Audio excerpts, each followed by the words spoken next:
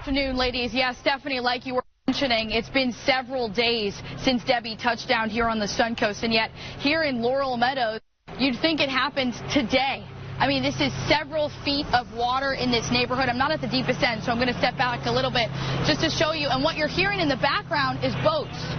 People are driving boats around. We have a boat coming up on the corner here. We have another kayak here. So this is the livelihood right now. I'm picking up my microphones if you see me. This is their livelihood. They can't get to their homes. They can't drive through. They're trying to figure out how to go retrieve their. We're only in here because of an amazing man named Tom who has a big drive us through here and take us to his house. He tells us his wife, his family, they are just devastated. They've been here 20+ years and they've never seen any flooding like this. Hey guys, how you doing? Hope your house is okay. Oh, geez. And I see they have some personal belongings that they're bringing out of the neighborhood because you can't stay in here. And I know this sounds crazy, but I was thinking, Tom, I want to give you a thank you card for driving us out here. There's no mailman coming down here. There's nobody coming in this neighborhood. These residents asking, why is it still flooded like this? I mean, I could walk for miles, guys, just going in this water here. This is at least 3 feet. That's what me and Tom are deciding. This is at least 3 feet. I'm about 5'6". So again, the situation so scary for these families. I was talking with Tom. He says that these houses are just going to have to be gutted. There's no coming back from this. So many families. This is a big, big neighborhood.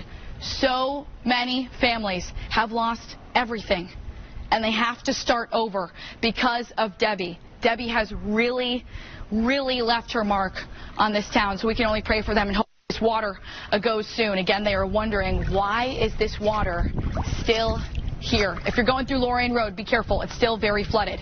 For now, in Sarasota County, Sophia Vitello, ABC7, your local station. It's the house he and his wife built as a family. It's also the house his 3 children grew up in. And now 23 years of memories are scattered across his yard. A lot of the stuff we lost, but those are just material things. We can replace them. Pieces of Bruce Troyer's life going in the trash. But just seeing pictures and stuff like that were ruined. But that brings back memories of all the good times we had here.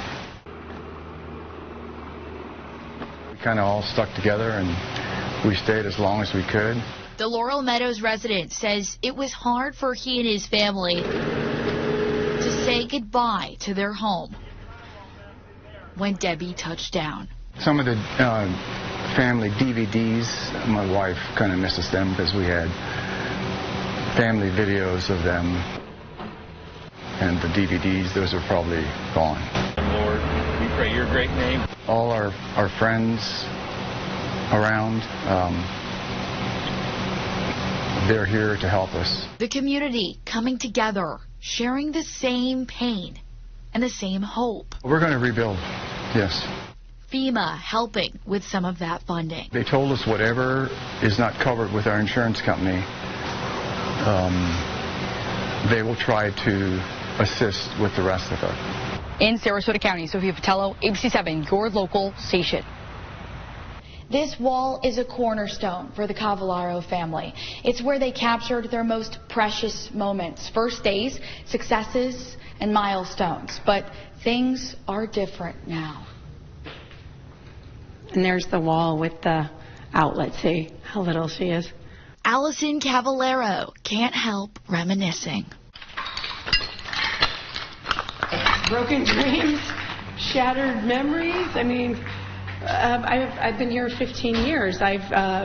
Announcements of my grandchildren were here. Gender reveal was here. Birthday parties were here. Gosh, this is. I go to Bayside. This is. And this is her life now. We're here in the field is where I do my laundry and shower. It is hot water. It's actually very nice. Again, I'm really grateful for it being here. Cavallaro and her family are living in this trailer next to what's left of their home. They're calling me ground zero because I think I'm the only person actually living in here right now, but we have to be here. My son's disabled, and his bus to go to the Haven comes here in the morning, and we're trying to be as normal as possible. So this is my bed. My husband's exhausted, so he's in there snoring. Oh, I can't cook in here. No propane hooked up, and no electric at the moment on the stove. So what have you been doing for food? Chips. Cavallero lost a lot, but she says she hasn't lost hope. I mean, this is my home. I'm going to restore, and I'm going to fight to get my life back. Yeah. In Sarasota County, Sophia Vitello, ABC 7, your local station. 84 houses getting gutted. 84 families starting over.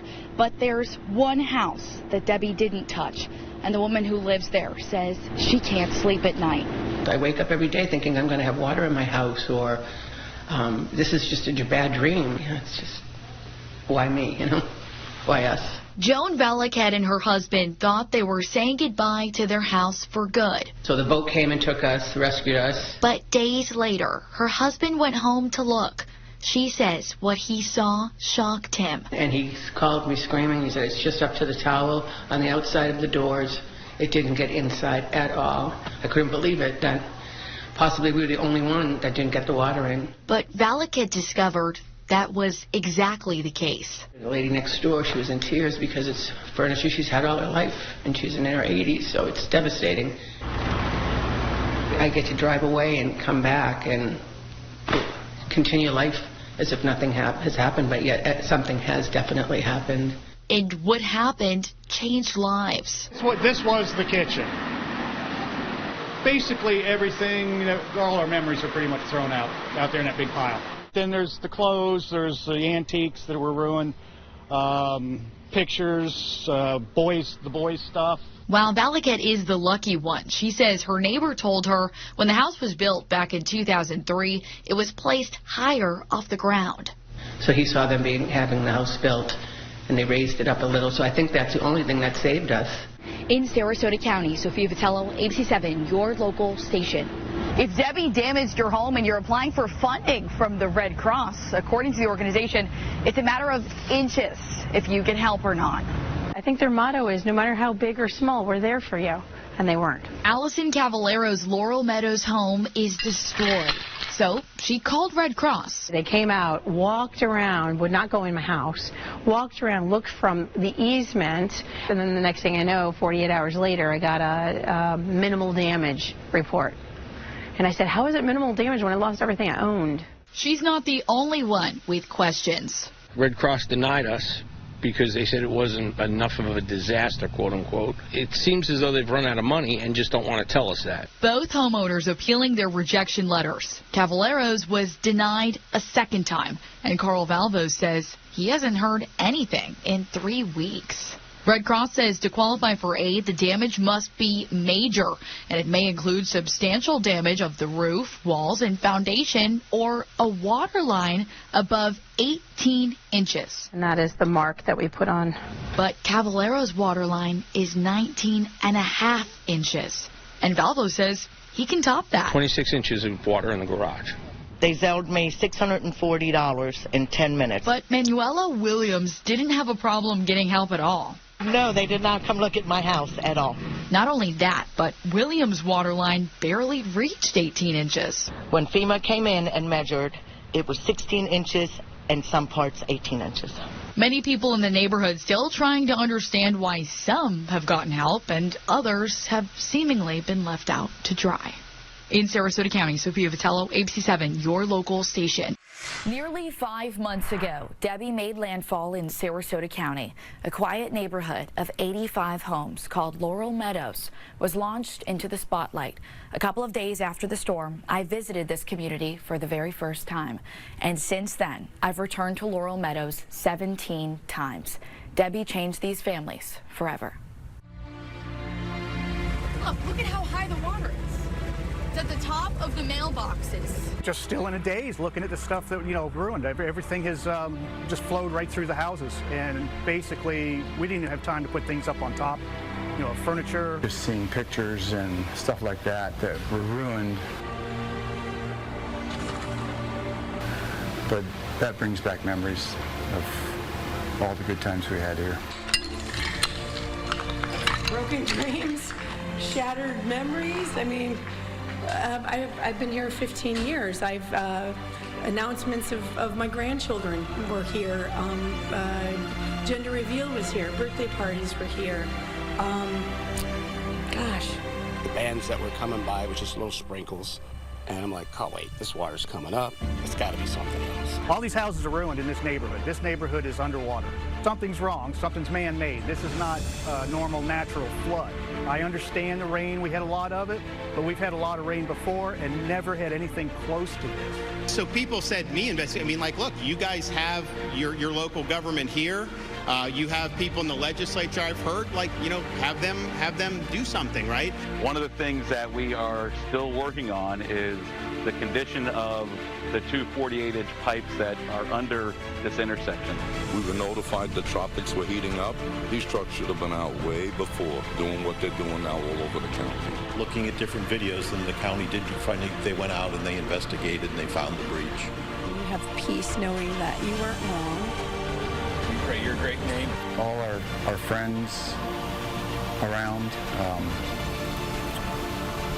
they're here to help us. We're going to rebuild, yes. All these people who don't need to be here, who don't need to care, actually care. I need my house totally empty, and if these people didn't show up today, I don't know if I could have gotten there. Doing something very small for those families that were affected most by floods this year, I just think that's so impactful. We very much appreciate this. We actually took our girls out of the neighborhood on an air mattress with our dog. I don't know what I would do if I didn't have that without her.